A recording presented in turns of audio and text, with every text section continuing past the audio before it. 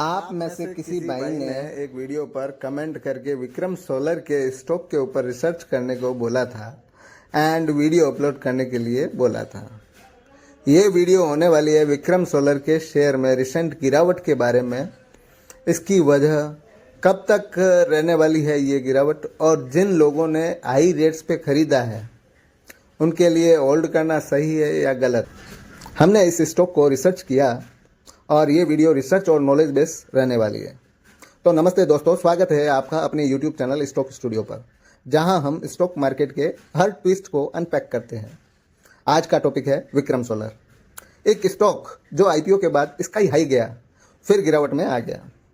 बहुत से इन्वेस्टर होंगे जिन्होंने 350 से 400 की रेंज के बीच में इसे खरीदा है, लेकिन अब डर रहे हैं एंड बार बार ये सोच रहे हैं कि क्या हमने होल्ड करने में गलती कर दी, या फिर क्या ये हमने जो रेट परचेज किया है क्या ये कंटिन्यू इसे इस प्राइस तक होल्ड रखे, या ये गिरावट क्यों आई स्टॉक में, या फिर ये गिरावट कब तक जारी रहने वाली है।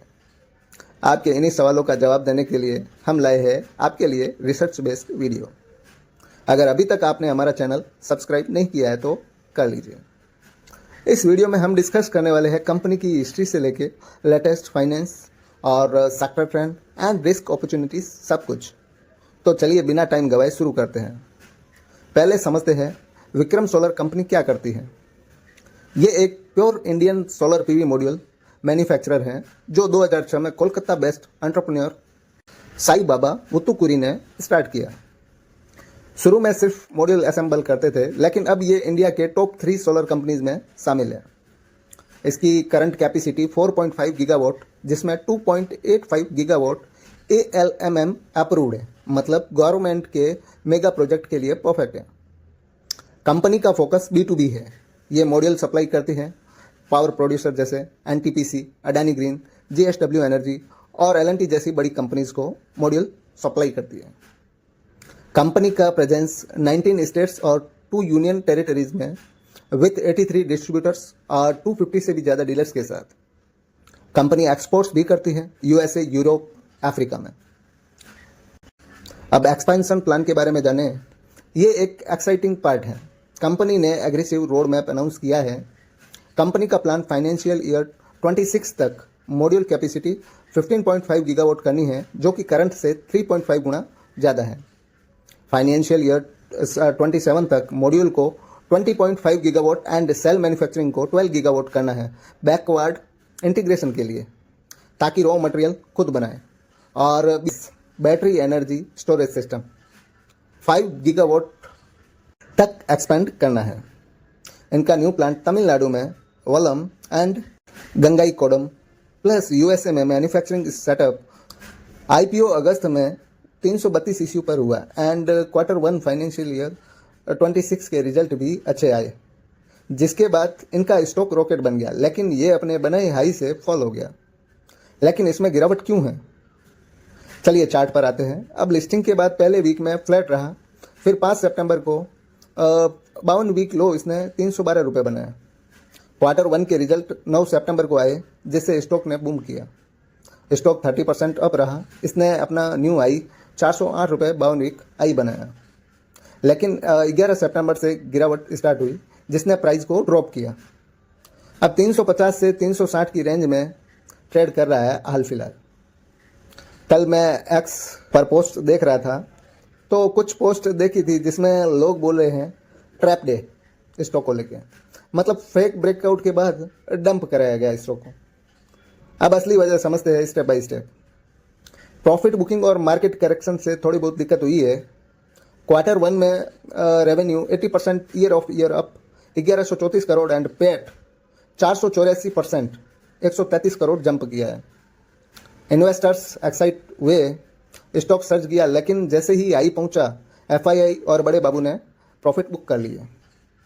सेक्टर थीम की बात करें तो solar sector overall derated है लास्ट 2-3 मंथ से। पीयर्स जैसे वारी एनर्जीज 20% डाउन है and Premier Energies up 15% down है, बिकॉज ऑफ ग्लोबल फैक्टर्स जैसे US टैरिफ्स एंड मार्केट में चाइनीज पैनल भी बढ़े हैं। इन सब फैक्टर्स ने भी इंडियन कंपनीज को इनडायरेक्ट हिट किया है, क्योंकि प्राइस प्रेशर बढ़ेगा।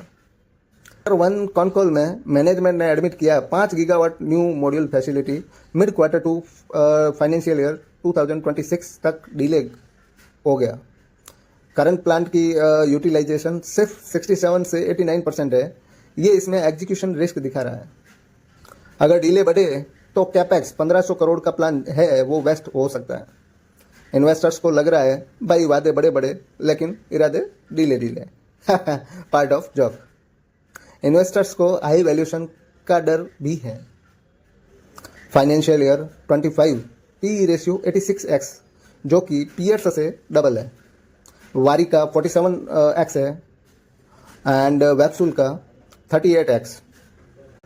विक्रम अभी सिर्फ मॉड्यूल बनाती है, सेल नहीं बनाती। देन प्रीमियम जस्टिफाई कैसे? सेक्टर साइक्लिकल है, पॉलीसिलिकॉन प्राइस अप डाउन हो रहे हैं, चाइनीज डंपिंग से कंपटीशन भी बढ़ रहा है।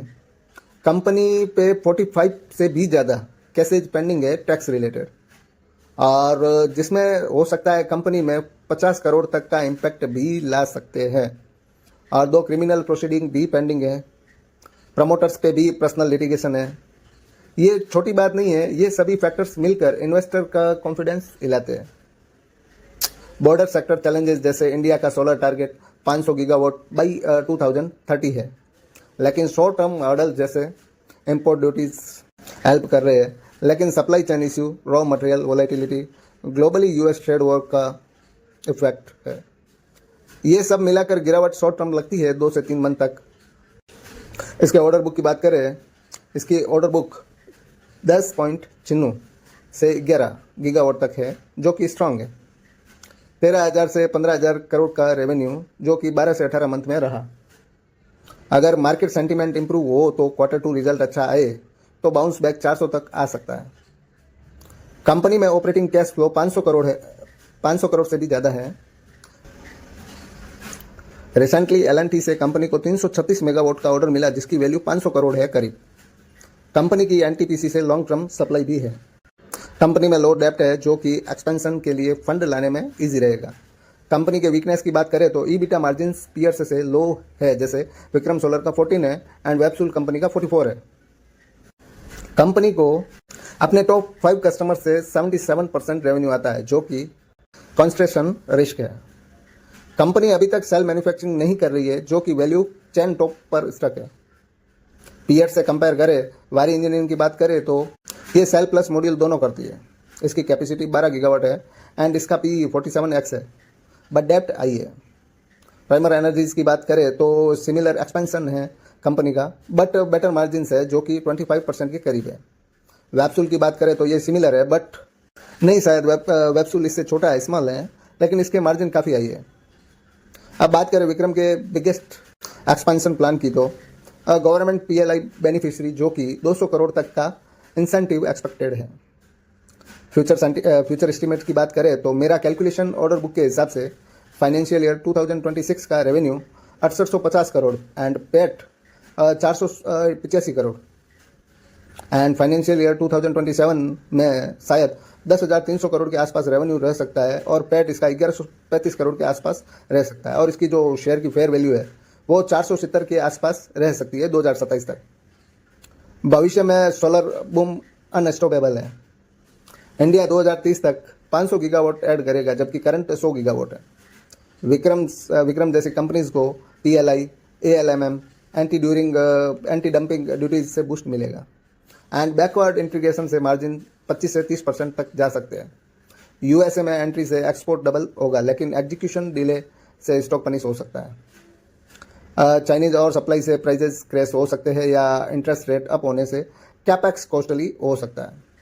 एंड जैसा कि पहले बताया, अगर लिटिगेशन रिसॉल्व ना हुए तो फाइन लगना भी आम है। और जिसने इसके आई पे स्टॉक खरीदा है, अगर वो लॉन्ग टर्म के लिए नज़र रखते हैं, 1 से 2 साल के बीच में इन्वेस्टमेंट रखते हैं, तो पैसेंस रखना मेरे हिसाब से बेस्ट है, क्योंकि अपसाइड शायद 40 से 50% पॉसिबल है। हाँ, शॉर्ट टर्म में वोलेटिलिटी शायद रहेगी या आप देखने को मिल सकती है वोलेटिलिटी। लेकिन अब जैसे अब बात करें अपन टेस्ला की, टेस्ला 2020 में डिप हुआ था, आपको याद हो या आप किसी ने देखा हो, या जो US का मार्केट करता है, तो टेस्ला 2020 में डिप हुआ था बिकॉज एक्सपेंशन डिले की वजह से, लेकिन फिर 10x गया विक्रम भी ऐसी स्टोरी बन सकती है भविष्य में। तो दोस्तों गिरावट प्रॉफिट बुकिंग डिले वैल्यूएशन से है, जो कि शायद शॉर्ट टर्म 2-3 मंथ तक रह सकती है, लेकिन लॉन्ग टर्म के लिए अच्छा है। इसके फंडामेंटल्स सॉलिड है, लॉन्ग टर्म के लिए अच्छा हो सकता है, लेकिन शॉर्ट टर्म में वोलेटाइल है। अगर रिस्क नहीं ले सकते हो तो फिर शांति रखने में ही सार है। मेरी किसी भी तरीके से किसी भी प्रकार की इन्वेस्टमेंट संबंधित कोई राय नहीं है। ये वीडियो सिर्फ और सिर्फ नॉलेज के लिए बनाई गई है। किसी भी तरीके का इन्वेस्टमेंट करने से पहले सभी रजिस्टर्ड सलाहकार से सलाह लें। यह था विक्रम सोलर का फुल एनालिसिस। कमेंट में इस स्टॉक के बारे में अपने विचार को जरूर लिखना। धन्यवाद, मिलते हैं नेक्स्ट वीडियो में, तब तक के लिए बाय बाय।